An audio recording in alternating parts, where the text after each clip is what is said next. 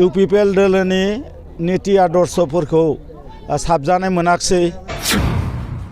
जोङो इउपिपिएल दोलोआव दङमोन, रायजोनि जेबो खामानि मावनो हायाखै, जेबो डेभेलपमेन्ट गैया।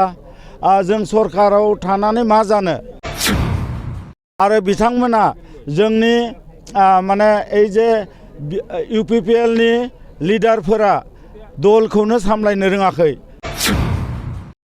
नीति आदर्श मोजाङै जोंनि गेजेराव अनलायनानै दलखौ जे मजबुत खालामनांगौ बेखिनिखौ बिथांमोना रोङाखै। स्वयं शिव बिथाङानो बे दलखौ सामलायनो रोङाखै होननानै आं बुंगोन। इउपिपिएलनि नीति आदर्शखौ गाज्रि मोननानै दिनै जोङो माने बिपिएफ दोलोआव फैबाय। मिरु इउपिपिएलनि सोद्रोमा कनक चन्द्र बर'आ दिनै सालबारि जिल्ला इउपिपिएल हान्जानि सा 46 गुबुन गुबुन बिबाननि बिबानगिरि आरो सोद्रोमाफोरखौ लानानै बिपिएफ हान्जायाव हाबो। बिपिएफ हान्जायाव हाबनायनि उनाव कनक चन्द्र बर' बिथाङा खौरां बिजोङाव इउपिपिएल हान्जानि दैदेननाय सोरखारा रायजोफोरनो खोथा होनाय बायदि खामानि मावनो हायाखै होनना बुङो। आरो इउपिपिएल हान्जाया बयजोंबो अनलायनानै हान्जाखौ गोख्रों खालामनो नांगौ बेखौबो रोङाखै। बेखायनो इउपिपिएल हान्जाखौ गाज्रि मोननानै फैबाय थानाय समाव रायजोफोरनि मोजां खामानि मावलांनाय थांखियै बिपिएफ हान्जायाव हाबदों होनना बुङो। लोगोसेनो साननैसो उनाव आरोबाव इउपिपिएल हान्जानि माखासे बिबानगिरिफोरजों लोगोसे 60% इउपिपिएल हान्जानि मददगिरि भटार रायजो राजाफोरखौ लानानै 1000निबो बांसिन बिपिएफ हान्जायाव जयेन जाहोगोन होनना बुङो। आंनि फोरमायनांगौआ बेनोदि जोङो इउपिपिएल दोलोआव दङमोन। आं केन्द्रीय कमिटिनि सिडिउसि हिसाबै दङमोन, मेम्बार हिसाबै। दा 2016निफ्राय दासिमहालागै दङमोन। नाथाय जोंहा इउपिपिएल दोलोनि नीति आदर्शफोरखौ साबजानाय मोनाखिसै, मोजां मोनाखै। मानो होनबा रायजोनो जेरै खोथा होदोंमोन, खोथा होनाय सत्तेयावबो रायजोनि जेबो खामानि मावनो हायाखै। आरो बेनिफ्राय लोगोसेनो माने एकर्डनि जि इमप्लिमेन्टेसन जानो गोनांमोन, बे इमप्लिमेन्टेसना दासिमबो जाफुङाखिसै। गामि सोसननाय, गामि दाननाय बेफोरबो दङमोन, बेफोरखौबो मावफुंनो हायाखिसै। लोगोसेनो रायजोनो बहुद गिदिर गिदिर खोथा होदोंमोन, नाथाय बे खोथाफोरखौ माने मावफुंनो हायाखिसै, खामानि मावनो हायाखिसै, जेबो डेभेलपमेन्ट गैया। जों सरकाराव थानानै मा जानो? दा बेखायनो जिहेतु डेभेलपमेन्टआनो गैया बिटिएडिनि सिङाव, होमबालाय जोङो सरकारजों थाफाना मा जानो? आरो बिथांमोना जोंनि माने এই যে इउपिपिएलनि लिडारफोरा दलखौनो सामलायनो रोङाखै।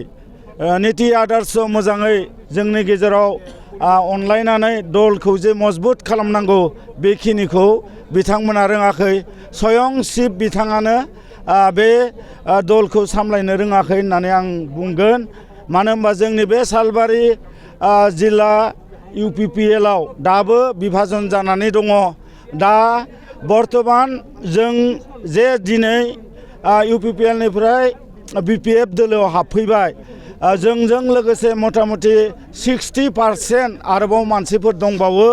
नेक्स्ट बार जों जयैनो जोङो 1000सेसो माने जोङो पदबि थानाय बा पदबि गैयि जोंनि भटार रायजोखौ लानानै जों 1000-1500 आरोबाव जयेन जाबावनायनि जोङो रायज्लायगासिनो दं आरो जागोनबो।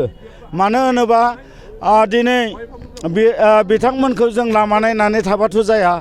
जोंनो डेभेलप नांगौ, रायजो राजानो डेभेलप नांगौ। बे हिसाबै जोङो माने इउपिपिएलखौ गाज्रि मोननानै, इउपिपिएलनि नीति आदर्शखौ गाज्रि मोननानै दिनै जोङो माने बिपिएफ दोलोआव फैबाय। जों बेखौनो सानदों जे सरकार थासान्दियावबाबो जोङो सरकारखौ दोननानै, जिहेतु सरकार थाना मा जानो? जोंनि जेबो खामानि जायाखै, जोंनि कर्मिफोरनिबो जायाखै आरो रायजो राजानिबो जेबो जायाखै।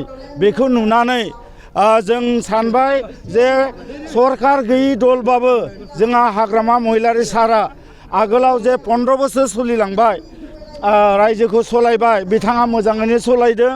बिथांनि दिनाव CSB भट दङमोन, जोंनि एनटिआर बिटिएडि रायजोनि माने गथ' गथाय शिक्षितनिबो नङा सात्र साथ्रिफोरनो बिथाङा साख्रि बाख्रि होनो हादोंमोन नाथाय दिनै इउपिपिएल सरकारा दासिमहालागैनो सासेबो जोंनि गथ' गथाय बा शिक्षितनिबो नङा माने जुबक जुबतिफोरनो सासेबो मोनसेबो साख्रि होनो हायाखै होमब्ला जोंहा मा डेभेलप जों दिनै इउपिपिएल होननानै जोङो बिथांमोनखौ समर्थन होना थानानै मा लाब जागोन बेखायनो जों सानदों माने बिपिएफआव फैनायनि उद्देশ্যआबो बेनो जों जाहाथे नेक्स्ट जोंबो बिथांमोनखौ सहाय खालामनानै आरो लोगोसेनो जोंबो नाजानानै जाहाथे नेक्स्ट बार 2025आव जोङो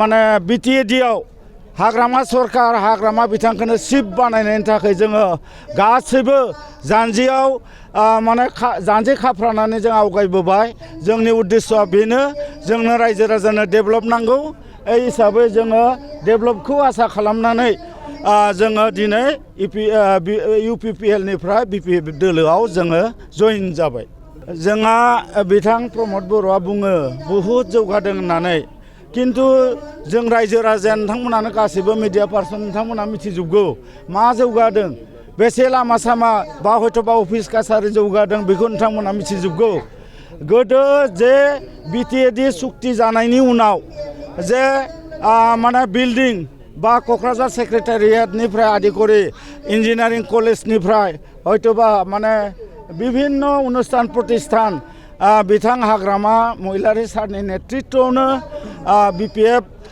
दोलोनिफ्रायनो सरकारनिफ्रायनो बेफोरखौ मावखानाय लामा सामायाबो एनटिआर जोंनि बिटिएडि सिङाव जिखिनि लामा सामा आगोलनो मावखाजोबनाय आगोलनो बिथां जोंहा हाग्रामा महिलारीनि नेतृत्वआवनो बिथाङा लामा सामाफोरखौ मावखाजोबदों दा दिनै बिथांमोना गिदिर खोन्था बुंमालाय मा जानो रायजोआ नुदों बेसे डेभेलप जादों दा बेयाव आं बारा खोथा बुंनो गोनां गैया माने बिथांमोना ओरैनो रायजोखौ थगायनायनि बादै जेबो मावाखै जिखुनु बिथिङाव जिखुनु डिपार्टमेन्टआव बिथांमोना डिपार्टमेन्ट वाइसै बिथांमोना मोजां सालायनो हायाखै नङाबा दिनै जोंनि बे 49 डिपार्टमेन्टआनो गैला हनै 26टा डिपार्टमेन्टआ बाहेरायाव खारजोब्बाय नङा होमबा दा गतिके दा जियानो जा जोंहा डिपार्टमेन्ट हिसाबै मावनो गोनां बहुद दंमोन किन्तु बिथांमोना